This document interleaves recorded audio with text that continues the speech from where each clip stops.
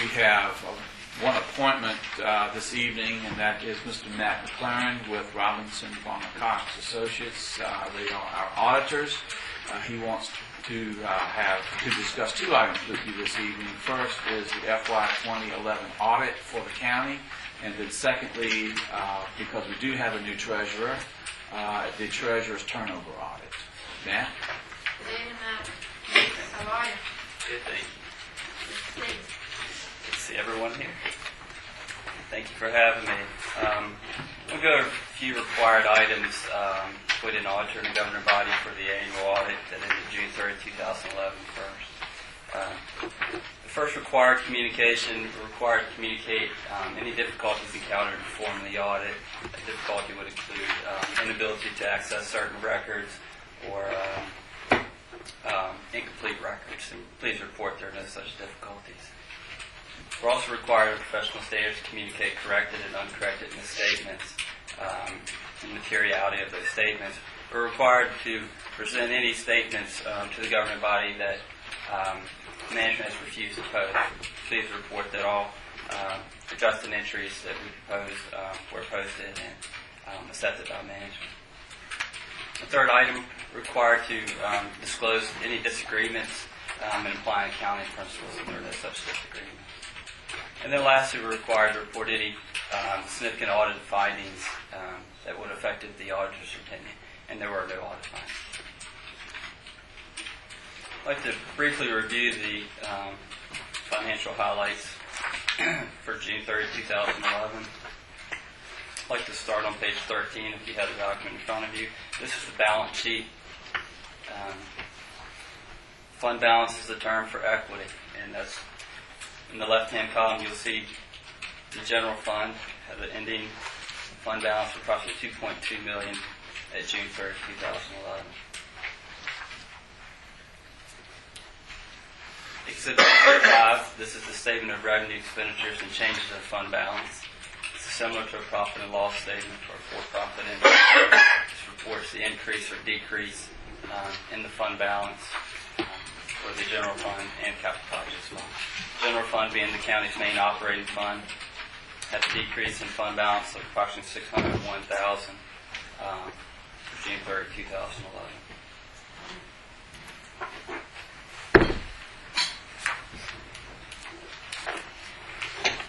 Exhibit 10 is the budget to actual statement for the general fund. Just as it sounds, it presents the increase or decrease in fund balance as it compares to the original final budgets approved by the Board of Supervisors. Revenues fell short of actual final budgeted estimates by approximately $700,000. However, expenditures were less than final appropriated amounts by approximately $481,000 in favorable position for expenditures. The audit has been submitted to the federal and state agencies and has been accepted by both. All the records were intact, in order, and we're able to complete our audits in a timely fashion. Questions? We have not. Anyone else have any questions? Okay. No, ma'am. No. Thank you. Thank you. The second audit that Mr. Williams wanted me to discuss, the Treasurer's turnover audit. State code requires that a governing body contract with an auditor to perform what's called a turnover audit when a treasurer leaves office.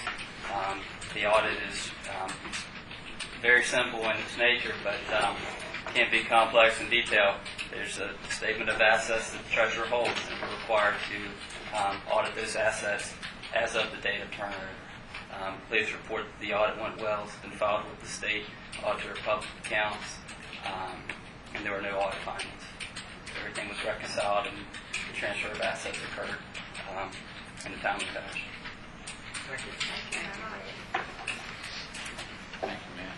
Sorry you had to drive all the way from Charlottesville down here just for a 5-minute report, but That's okay. I think it is My good pleasure. that you did. It's my pleasure. You may want to hang around. There's one more item on the open session agenda that will affect you if the board approves it. Okay. So Mayor, I'd like to take appointments first. Matt's still with us. He's also going to present the audit for FY 2011 regarding the Greensville County Water and Sewer Authority. Thank you. Fiscal year end is, of course, September 30th. The Water and Sewer Authority will issue unqualified or clean opinion on the financial statements. I won't go through the required communications to the governing body again, but there were no disagreements or audit findings to communicate to the governing body.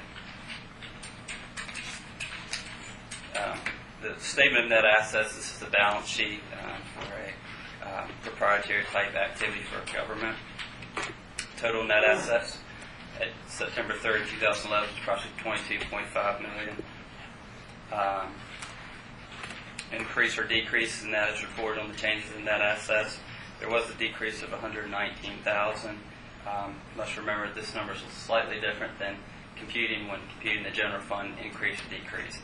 This number includes depreciation expense, which is a non-cash item. So it's not on the same basis of accounting, but that's why they have the statement of cash flows, which is the following page. The statement of cash flows report, just as it sounds, the cash position at September 30, 2011.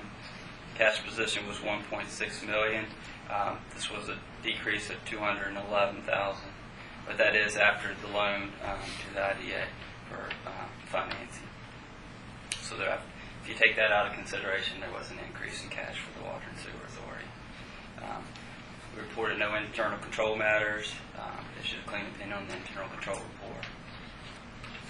This report is actually still in draft. We don't anticipate any changes to it. Expect to finalize this in the next week or so.